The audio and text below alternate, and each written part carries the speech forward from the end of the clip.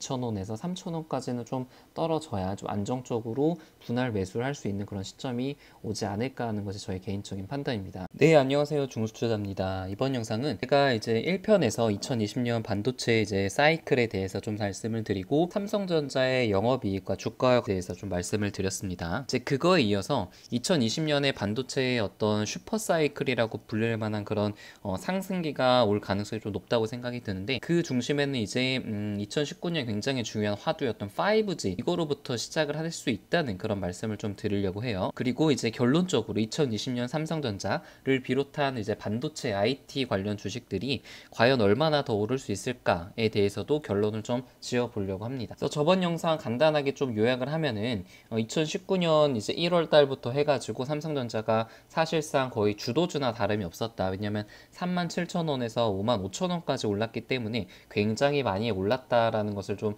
팩트를 말씀을 드렸고, 지금 2017년, 2018년이 사실상 영업 가장 피크였는데 2019년은 영업이 이제 반토막으로 줄으면서 주가가 많이 하락을 했죠. 그래서 이거 주황색은 이제 주가 그래프고 이제 파란색은 영업이익 그래프인데, 삼성전자 영업이익이 굉장히 지금 안 좋음에도 불구하고, 그리고 2019년 4분기도 사실상 굉장히 좀 안 좋을 것으로 컨센이 지금 측정이 되고 있는데, 주가는 이미 신고가를 넘어서 이제 올라가고 있는 그런 상황이잖아요. 그래서 지금 시점이 약간 좀 고평가된 것이 아니냐라는 그런 우려도 어느 측면에서는 좀 있는 것은 사실입니다.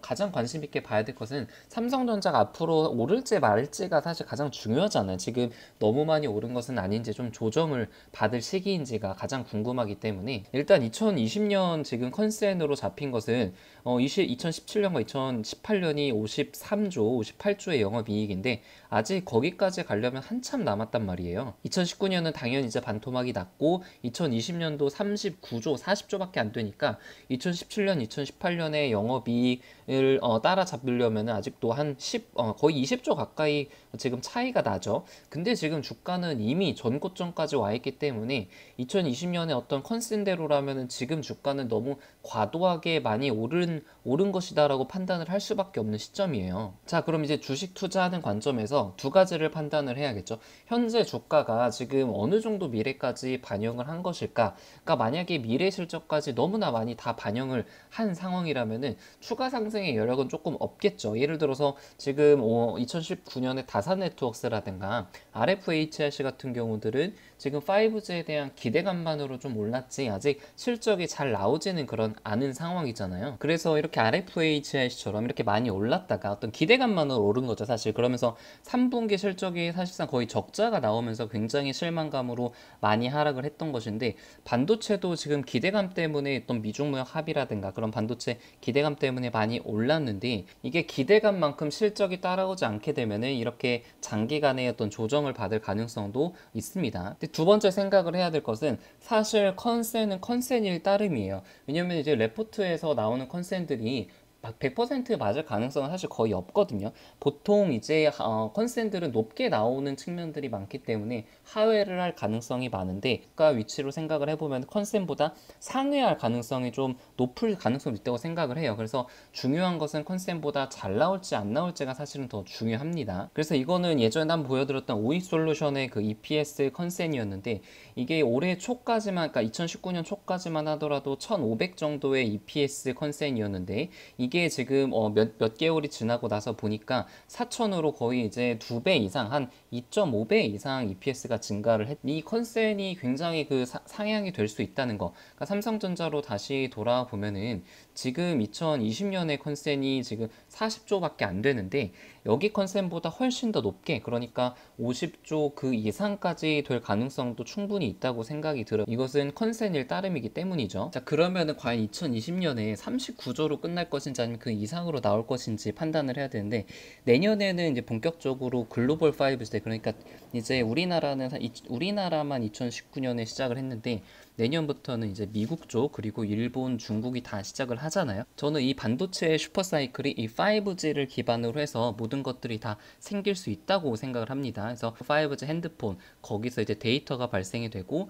이 데이터를 통해서 어떤 빅데이터라든가 AI, IoT 그런 모든 그런 산업들이 다 같이 상승할 수가 있다는 거죠. 그래서 이제 5G가 중요한 이유는 이제 다들 아실 거예요. 미국도 5G를 경쟁이라고 표현을 하면서 중국을 굉장히 압박을 했고, 올해 그렇게 화웨이를 괴롭혔던 이유 중에 하나도 5G라고 생각을 하거든요. 이게 국가의 경쟁력이 달린 굉장히 중요한 문제고, 미국이 중국의 어떤 관세를 높이고 중국의 반도체 기업들을 제재를 하는 것도 첨단 산업을 막으려는 그런 목적이죠. 그래서 우리 피부로 바로 알 수 있는 것은 이제 5G 핸드폰이라고 생각이 들어요. 그러니까 내년에 이제 아이폰이 출시가 되고 다른 이제 핸드폰 만드는 제조 회사들도 굉장히 5G 폰을 많이 출시를 할 예정이네요. 삼성전자의 이제 대부분의 폰도 5G로 출시될 예정이고, 이제 5G 폰에 들어가는 반도체의 어떤 값이 훨씬 LTE보다 더 비싸다는 것이 메모리 반도체의 어떤 가격 상승의 트리거가 좀 될 수가 있다고 생각이 들고, 사실 이거는 이제 2020년이 어떻게 보면 5G가 본격적으로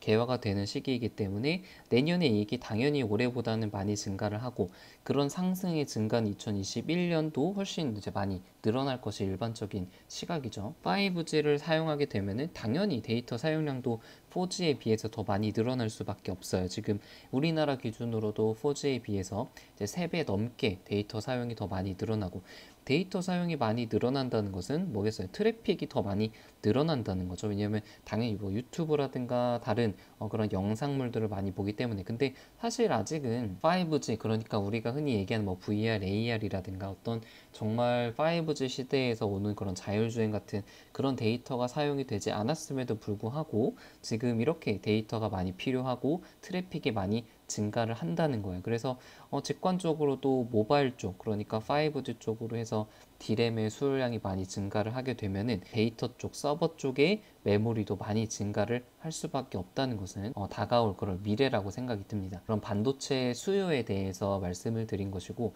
이제 주가적인 측면에서도 좀 바라볼 필요가 있어요. 이제 반도체는 다들 아시다시피 그 어떤 공급과 수요에 의해서 상승과 하락 사이클을 보이잖아요. 그래서 일반적으로 한 뭐 6분기에서 8분기 정도 D램 값이 상승을 보이게 되면은 이제 공급 과잉이 일어나서 4분기 정도 하락을 하고 다시 6분기 상승, 하락, 이런 사이클을 이제 거친단 말이에요.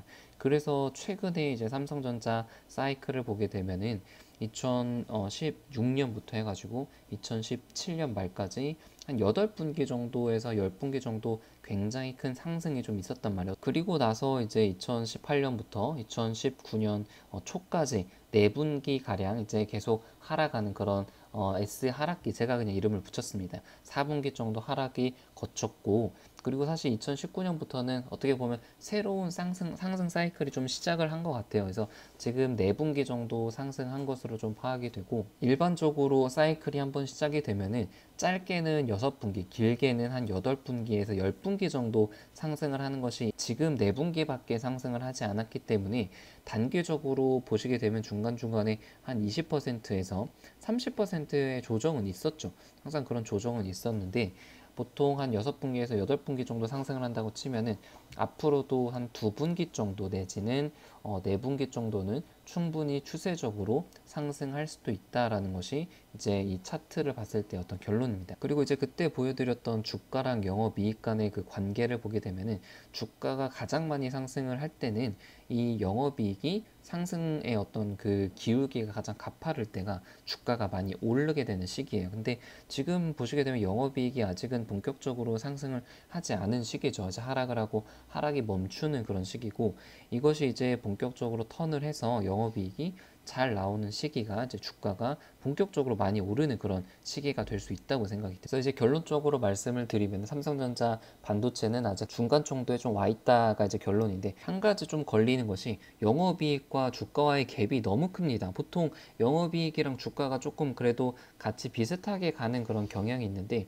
영업이익이 지금 아직 뭐 10조도 가지 않았는데 한 6조, 7조 정도인데 주가는 너무 많이 선반영이 되어 있어요. 그래서 지금 제가 저의 포지션은 단기적으로는 이제 하락이 좀 필요할 수밖에 없다라는 것이 저의 개인적인 생각이고, 이제 차트를 보게 되면은 한 5만 원 초반대, 5만 원 2천 원에서 3천 원까지는 좀 떨어져야 좀 안정적으로 분할 매수를 할 수 있는 그런 시점이 오지 않을까 하는 것이 저의 개인적인 판단입니다. 그래서 한 달에서 2달 정도 조정을 받게 되면은 그 이후에 다시 그 추가적으로 상승 추세를 계속 이어나갈 수 있겠죠. 5G부터 시작하는 그 반도체 슈퍼사이클에 대해서 다시 한번 말씀을 좀 드렸습니다.